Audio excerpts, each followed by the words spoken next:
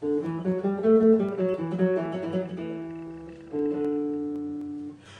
le bord avec Manon un jour, je languisais en façon d'amour. Aisément cela peut se croire, aisément cela peut se croire. Un pharaon s'en vint près de nous, en voulant lui faire les yeux doux. Aux cheveux tête de chien, y'a coup de pied, y'a coup de poing, je lui cassais la gueule et la mâchoire. Je veux tête de chien, y'a coup de pied, y'a coup de poing, je lui cassais la gueule et la mâchoire. C'est comme ça qu'on règle nos affaires. La sentinelle qui est là, 120 mettre le haut là. Aisément cela peut se croire, aisément cela peut se croire. Parce que je lui dis de se retirer, voulais-tu pas sur moi tirer? Je veux tête de chien, y'a coup de pied, y'a coup de poing, je lui casse sa gueule et sa mâchoire. Je veux tête de chien, y'a coup de pied, y'a coup de poing, je lui casse la gueule et la mâchoire. Ma maîtresse et moi, je partons pour rigoler au porcheron. Aisément cela peut se croire, aisément cela peut se croire. Un carrosse qui passe, tous les deux nous éclaboussit. Oh, je veux tête de chien, y'a coup de pied, y'a coup de poing, je lui casse la gueule et la mâchoire. Je veux tête de chien, y'a coup de pied, y'a coup de poing, je lui casse la gueule et la mâchoire. J'entrime dans un cabaret, on nous donnera du vin clairet. Aisément cela peut se croire, aisément cela peut se croire.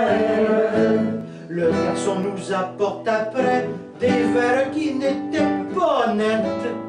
Oh, je veux tête de chien, y'a coup de pied, y'a coup de poing, je lui casse la gueule et la mâchoire. Je veux tête de chien, y'a coup de pied, y'a coup de poing, je lui casse la gueule et la mâchoire. Voyant qu'au jardin on dansait, j'allais danser notre menuet. Et aisément cela peut se croire, aisément cela peut se croire. Le sacré violon qu'avait joué faux, il a voulu me demander des noyaux. Je veux tête de chien, y'a coup de pied, y'a coup de poing, je lui casse la gueule et la mâchoire. Je veux tête de chien, y'a coup de pied, y'a coup de poing, je lui casse la gueule et la mâchoire. À la fin du jour, sans témoin, je mène Manon dans un petit coin. Aisément cela peut se croire, aisément cela peut se croire. Je lui dis, mademoiselle, faut un petit brin, consentira mon cœur ou ben. Je veux être un chien, y'a coup de pied, y'a coup de poing, je vous casserai la gueule et la mâchoire. Je veux être un chien, y'a coup de pied, y'a coup de poing, je lui casser la gueule et la mâchoire. Mais non, c'est juste une femme. Merci, Manon.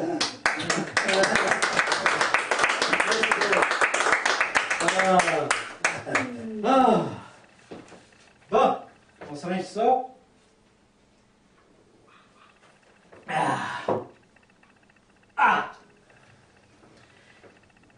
Là, comme dernière histoire, m'en va vous faire une histoire de toponymie.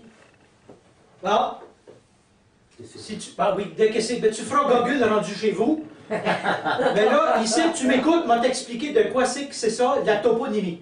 Bon, alors, c'est une histoire de voyage de traite. À l'époque où les coureurs des bois s'embarquaient dans des canots, ils remontaient rivière jusqu'aux nations des Outaouacs, des pays d'en haut. Puis quand ils redescendaient chargés de fourrure, ils redescendaient à la rivière des Outaouacs, puis après ça à la rivière des Mille-Îles, vers Québec. Puis forcément, le long du chemin, il faut faire des arrêts pour dormir, parce que ça dure plus qu'une journée, ça. C'est pas un voyage sans chier, ça. C'est plusieurs jours, c'est long. Bon. Okay. Alors, ils s'arrêtaient. À un moment donné, il y a un voyage de traite qui était piloté par Jean-Baptiste Taché. Ça, c'était un grand pilote. Lui, il dirigeait le voyage. Lui, il ne ramait pas, il dirigeait du bout du canot, puis il dirigeait. Bon. Jean-Baptiste Taché. Et puis un soir, il redescendait, le canot chargé à blocs de belles fourrures, du beau castor gras, oui. Oui, ça vaut bien plus cher que du sec. On en discutera après. J'en ai ici de moitié de temps vente du Bois. Alors, le canot chargeait à bloc de beaux castors gras. Il redescendait à la rivière des Outaouates, puis la rivière des Belle-Îles, en direction de Québec. Puis à un moment donné, un soir, ils ont voulu faire un arrêt. Puis ils arrivaient juste avant le saut au Récollet. Ici, vous savez c'est où, hein? Oui, oui. Le saut au Récollet. Puis il y a une rapide, là. Forcément, ça s'appelle un saut. Bon. Alors, ils se sont dit, on va s'arrêter avant le saut. Puis, ben ça tombait. Ils ont aperçu sur les rivages la silhouette d'un homme assis devant un feu de camp. Ah ben, ça donne. Tant qu'à passer à veiller tout seul. Ils ont accosté, pas loin. Ils sont débarqués. Puis ils se sont approchés pour constater que c'était pas un inconnu ordinaire, c'était un Huron. Un autochtone.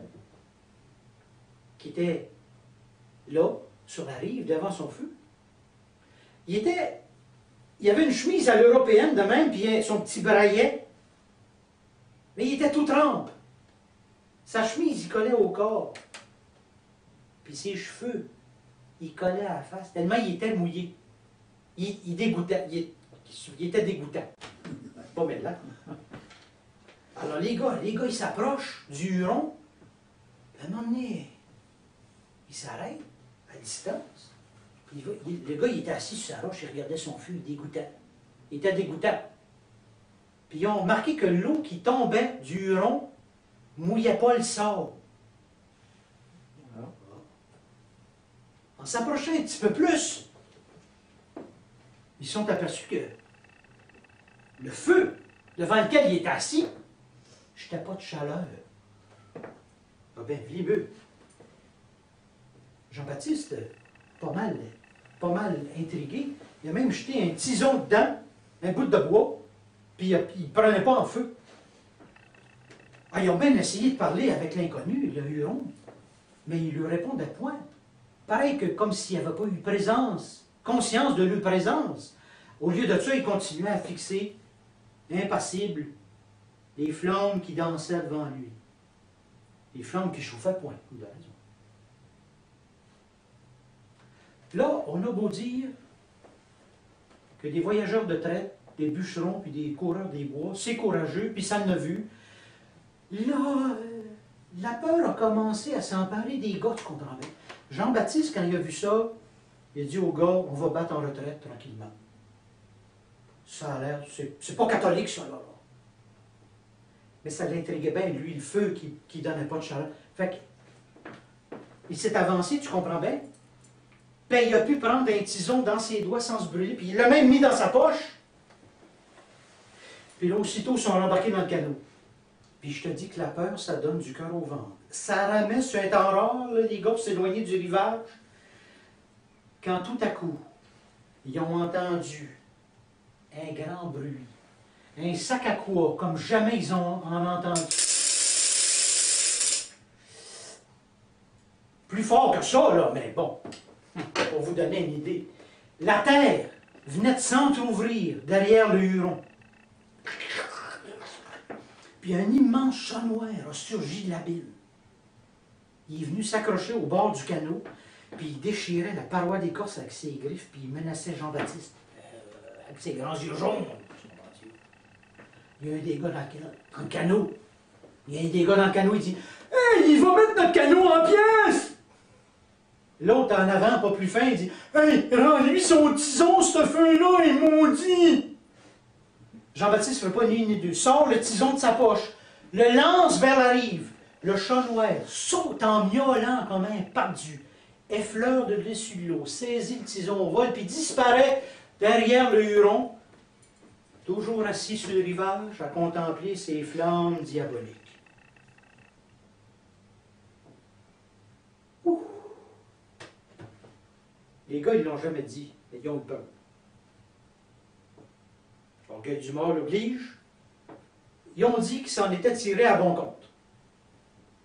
Il y a un des Indiens qui faisait partie du voyage de traite, parce qu'il y a toujours une couple d'Indiens, d'Autochtones avec eux autres, qui leur a expliqué que dans leur tradition, eux autres, il s'agissait probablement du fantôme d'un meurtrier, condamné par l'esprit du mal à venir expier son crime à l'endroit où il l'a commis, jusqu'à ce qu'il soit délivré. Mais savez-vous quoi? il paraît qu'en 1625, il y a un Huron à cette place-là qui s'était révolté de l'évangélisation qu'on venait lui faire, puis qui avait nayé le père Récollet Nicolas Viel, drette là dans les eaux du Rapide, puis que ça s'appelle depuis ce temps-là le saut au Récollet. OK. C'est ça une histoire de toponymie, j'ai dit.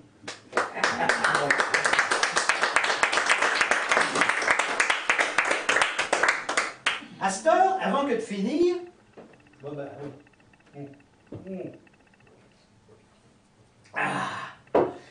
avant que de finir, je vais vous laisser avec le Père Anselme.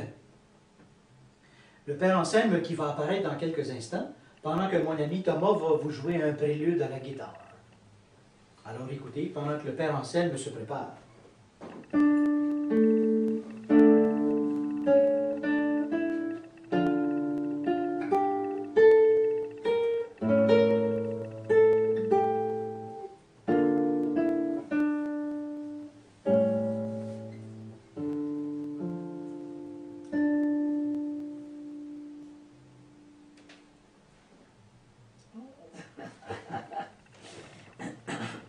Écoutez l'aventure d'un pauvre villageois. Moi qui, de ma nature, suis honnête et courtois. Un beau jour je promis à ma chère Germaine de la servir gratis le long d'une semaine. Le lundi, pour lui plaire, je pris la bêche en main. La matinée entière, je bêchis son jardin. Puis fut tout droitement m'asseoir au pied d'un chêne, où d'un baiser charmant, elle me payit ma peine. Mardi, j'eus l'ordonnance de garder son troupeau.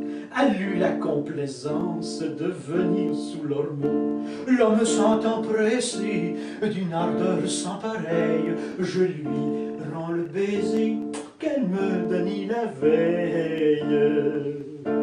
Le mercredi d'ensuite au bois elle me menit. Ma tâche y fut réduite à lui trouver un nid. V'là lui dis-je moineau d'un très rare plumage, si vous le trouvez beau, boutez le vite en cage. Je dis je nous joignîmes dès le soleil levé, à la grange j'allime pour y battre le blé. J'y vaquions tour à tour avec le même zèle, cependant qu'au retour j'étions bien plus là qu'elle. Vendredi la futée, me présentant le bec, me dit tout attristé, mon moulin est à sec. À ce travail nouveau, il fallut me résoudre, j'y fis venir tant d'eau qu'il fut aisé d'y moudre. Ça me dit que l'ouvrage du matin jusqu'au soir, j'allais d'un grand courage fouler à son pressoir. Quoique ce mouvement me mit presque en haleine, je foulais tant et tant que la cuve en fut pleine.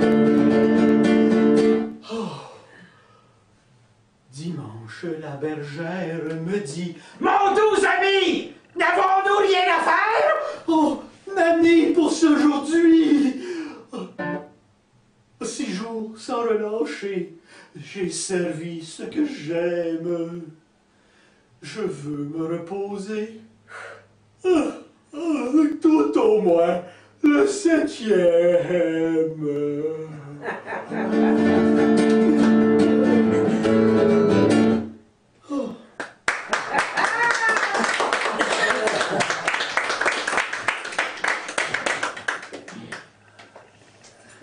Merci beaucoup.